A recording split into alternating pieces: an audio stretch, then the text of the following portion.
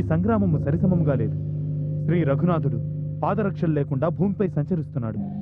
కాని రావణుడు తన దిగ్విజయమైన అక్షయమైన రథాన్ని అధిరోహించి యుద్ధము చేయుచున్నాడు. బ్రహ్మ మహేశ్వరుల వల్ల సంప్రాప్తించిన శక్తుల ప్రభావంతో అతడు నలువైపులా హాహాకారాలు సృష్టిస్తున్నాడు. దేవా, దీనికి ఏ ఉపాయమూ లేదా? ఉపాయం ఉన్నది. కళ్యాణమస్తు.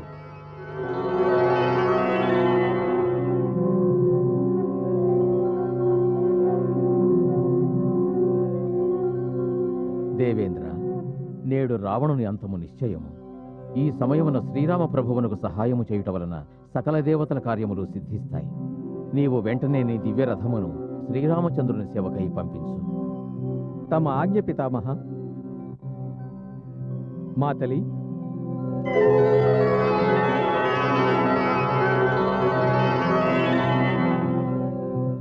ఆజ్ఞ దేవరాజా.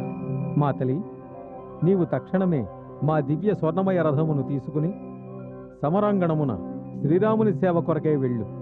వారితో చెప్పు, పితామహులైన బ్రహ్మదేవుని ఆదేశమున ఇంద్రుడు తన రథమును తమ సేవ నిమిత్తం పంపించాడని. రావణునితో మాయాయుద్ధ సమయమున సహాయకారిగా ఉపయోగపడుతుంది. తమ ఆజ్ఞ దేవా. శ్రేష్టమైన ఒక దివ్యరథం రామ సహాయమై వెలసే, సారథి మాతలి సాక్షిగా చేరే సంగర భూమిని.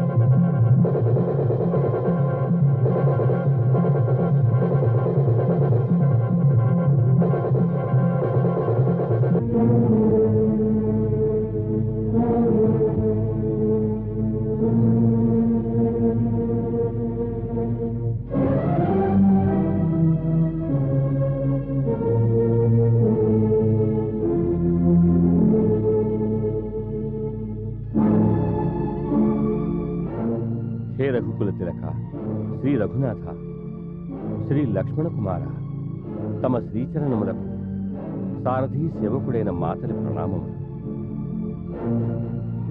ప్రణామం ప్రభు, నేను మాతలి నామధేయుడైన దేవరాజేంద్రుని సారథిని.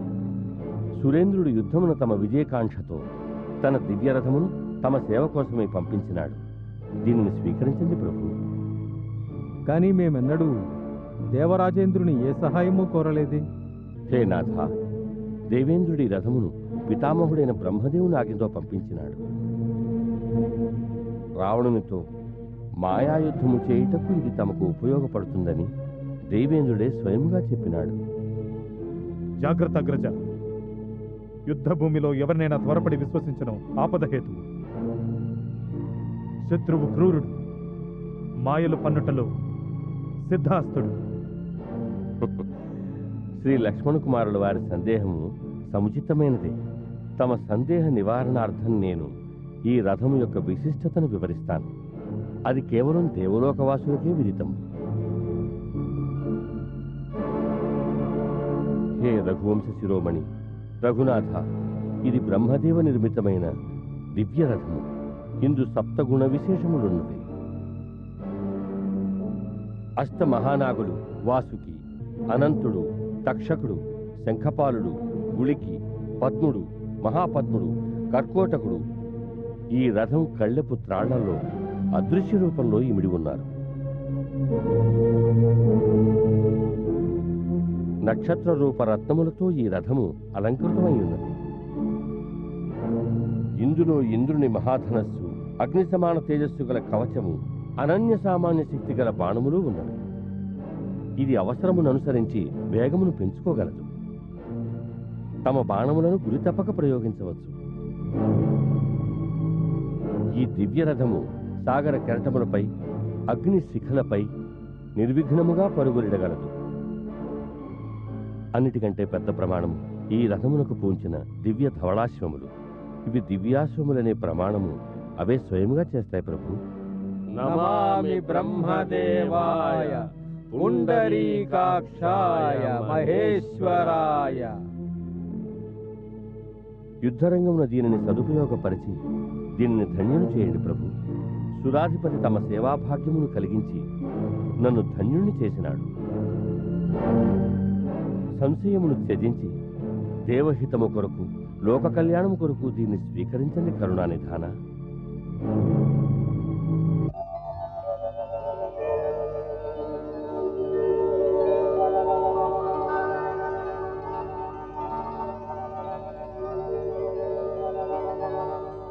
ప్రభు, సంశయమును వీడి దీన్ని సద్వినియోగం చేసుకోండి. అందులోని అందరి హితము శ్రేయస్సు ఉన్నవి. పితామహుడు బ్రహ్మదేవుడు, దేవరాజు ఇంద్రుడు ఇత్యాది సమస్త దేవతలకు మా శతసహస్ర ప్రణామములు సమర్పించుకుంటున్నాము.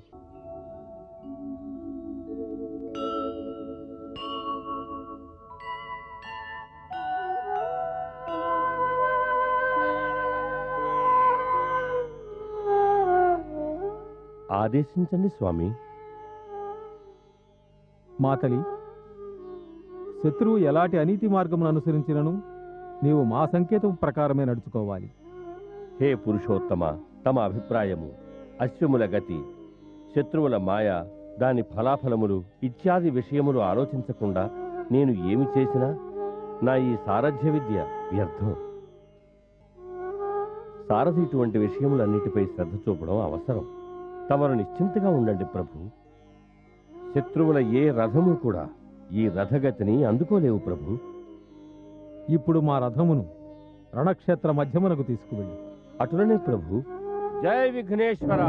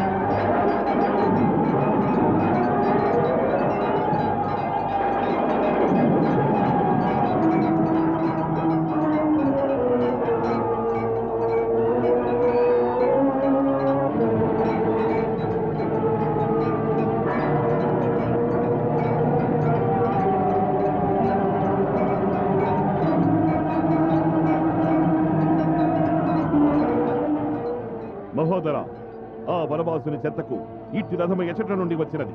ఇది అవశ్యము దేవతల కుతంత్రమే అయి ఉంటుంది. అవును మహారాజా, ఈ రథము గురించి నాకు బాగా తెలుసు. ఇది సాక్షాత్తు దేవేంద్రుని రథము.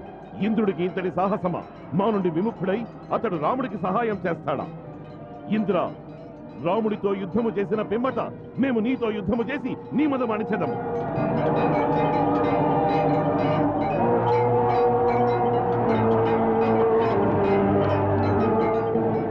నూతన రథమును అధిరోహించి ఇంత దర్పాన్ని ప్రదర్శిస్తావా? రావణుని సముఖానికి వచ్చినావు గనక శిరస్సు వంచుకునిరా. ఇంతకు ముందే నీవు శిరస్సు వంచుకుని వచ్చి ఉంటే నీవు ఎప్పుడో బ్రతికిపోయే అవకాశం ఉండేది. కానీ ఇప్పుడు నీ శిరస్సు ఖండించుటయే అనివార్యమైనది. ఒరే తపస్వి, ఇప్పటి వరకు నీవు హతమార్చిన యోధుల వంటి వాడను కాను నేను. నా పేరు రావణుడు. త్రిలోకాలు నా పేరును కీర్తిస్తూ ఉంటాయి. లోకపాలకుడు కూడా మా బందీయే. నీవు ఖరదూషణుల్ని విరాధుణ్ణి సంహరించావు. పాపం బాలిని దొంగచాటుగా వధించావు. కుంభకర్ణుణ్ణి మా మేఘనాథుణ్ణి చంపినావు. నేడు వాళ్ళందరి పక్షమున ప్రతీకారము తీర్చుకుంటాను. నీవు రణభూమిని వదిలి పారిపోకుండా ఉంటే వాళ్ళందరి ఆత్మలకు శాంతి చేకూరుస్తాను. ఒక్కటి మరచిపోకు, నేడు నీవు రావణునితో తలపడవలే. రావణునితో. నీచ నిశాచర, అసహాయ స్త్రీలపై వీరత్వము చూపించే భీరువ, ఏం చూసుకుని వీరడవనుచున్నావు? ధర్మ ప్రతిష్టకు భంగము కలిగించే పాపి, నీ సమస్త పాపములకు శిక్ష ఈనాడు తప్పక లభిస్తుంది. శిక్షించే అధికారం రాజుకే ఉంటుంది, భికారులకు కాదు. మొట్టమొదటి శిక్ష ఇదిగో, అందుకోని శిక్ష.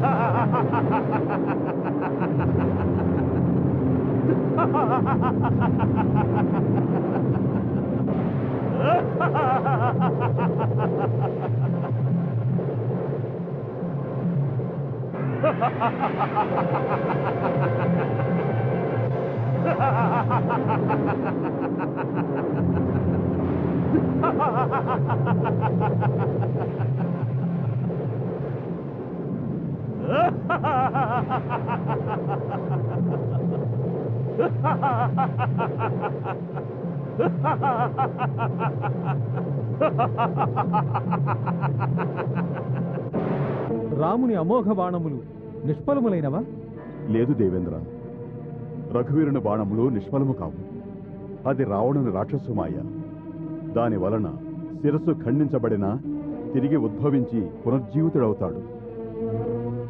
అటులైన రావణ సంహారం ఎలా జరుగుతుంది? హృదయమును గురిచూసి ఎందుకు బాణము ప్రయోగించకూడదు? తప్పకుండా హృదయమునకు బాణము తగిలితే వాని సంహారం జరుగుతుంది.